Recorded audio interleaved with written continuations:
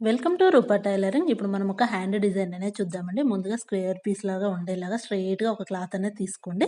ఇలా double folding మీద fold చేసుకున్న తర్వాత మిడిల్‌లో నుంచి 2 ఇంచెస్‌కు 3 టైమ్స్ మార్కింగ్ అనేది చేసుకోవాలి. చూడండి నేను చూపించే విధంగా 3 టైమ్స్ మార్కింగ్ అనేది చేసుకోండి.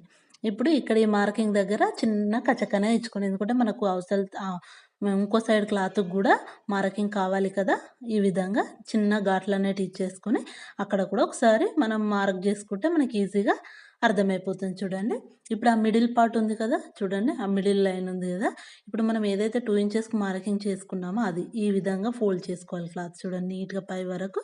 ఆ విధంగా హ్యాండ్ తోటి రబ్ చేసినట్టుగా చేసుకుంటే మన క్లాత్ అనేది అణిగినట్టుగా ఉంటుంది. మనం డిజైన్ ఈజీగా రెడీ చేసుకోవచ్చు చూడండి ఇలా.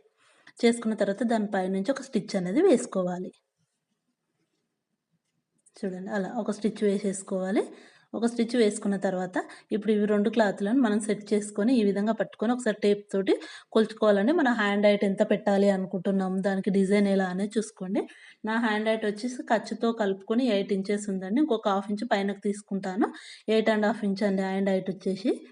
ఇప్పుడు మాత్రం ఎగ్జాక్ట్ పైన కుట్టు గాకుండా 8 పైన నుంచి నేను 2½ ఇంచ్‌కి ఒక మార్కింగ్ అనేది చేశాను చూడండి. పైన 8 ఇంచెస్ నుంచి కిందికి 2½ ఇంచ్‌కి మార్కింగ్ చేసుకొని అక్కడ ఒక రఫ్ అనేది చేస్తున్నాను చూడండి కుట్టును. ఈ విధంగా చేసి దారం అనేది కట్ చేసేసుకోవాలి. ఇప్పుడొచ్చేసి ఇంకొక ఫ్రిల్ అండి. సేమ్ ఫస్ట్ ఎలా అయితే మనం పెట్టామో అదే పైనే వచ్చేలాగా సెట్ చేసుకోవాలి ఫస్ట్ క్లాత్‌ని చూడండి ఇలా. ఈ విధంగా సెట్ చేసేసుకోవాలి క్లాత్. సెట్ చేసేసుకొని దాని పైన నుంచి గూడా ఒక కుట్టు అనేది వేసుకోవాలి. చూడండి ముందుది ఎలా అయితే వేసామో అదే విధంగా కింది సైడ్‌న ఒక కుట్టు వేసుకోవాలి.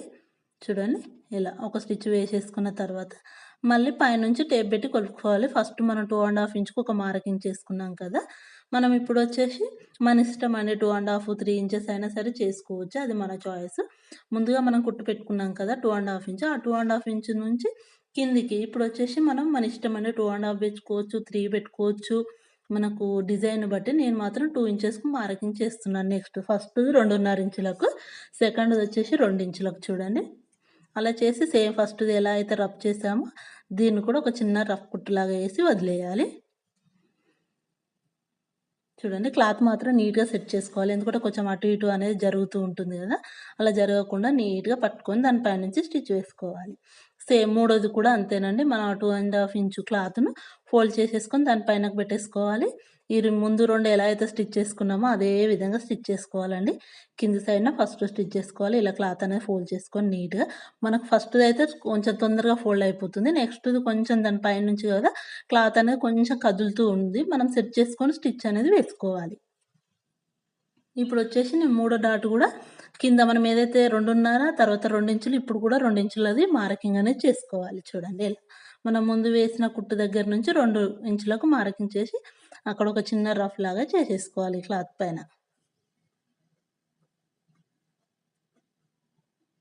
చూడండి ఇలా చేసేసి మనము డోరీ అనేది దారం అనేది కట్ చేసేసుకుంటే సరిపోతుంది. ఇప్పుడు ఈ డిజైన్ వచ్చేసి చూడండి ఫస్ట్ మనం ఏసుకున్న దానికి ఇలా నీట్‌గా క్లాత్‌ని చిన్నగా ఫోల్డ్ చేసుకుంటే మనకు చిన్న పఫ్ లాగా రెడీ అయిపోతుంది చూడండి. ఈ విధంగా చూడండి మళ్ళీ చూపిస్తున్నాను. ఇలా నీట్‌గా ఒకటి, ఇది రెండోది, 3 మనం 3 రఫ్‌లు చేసుకున్నాం కదా! ఇలా చేసేసుకొని దాని పైనుంచి స్టిచ్ వేసేసుకోవాలిప్పుడు.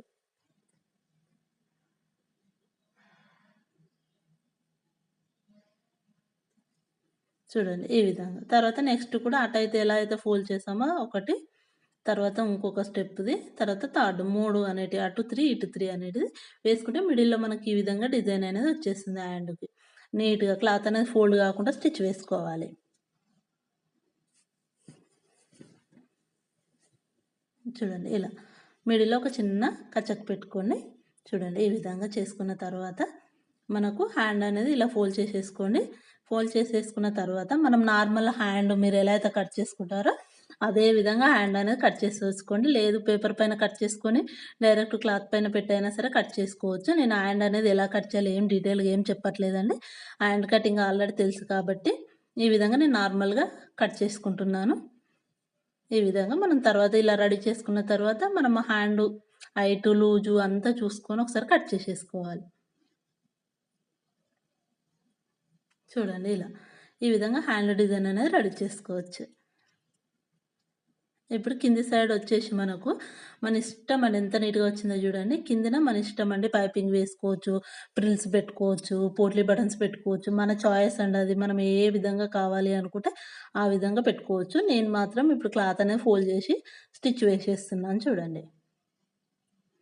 చూడండి ఇక్కడ ఈ మన ఉన్నాయి కదా! 3 కుచ్చుల్లాగా వచ్చిన దగ్గర ఇలా చిన్న గమ్ అనేది పెట్టేసి నేను అక్కడ చిన్న చిన్న పూసలనేటివి అతికిస్తున్నాను చూడండి. ఇంకా చాలా బావుంటుంది ఇలా. పూసలనేది అతికేయడం వల్ల హ్యాండ్ లుక్ గూడా ఉంటుంది చూడండి. ఎంత బాగా వచ్చేసిందో హ్యాండ్ అనేది. చూడండి సూపర్‌గా వచ్చేసింది.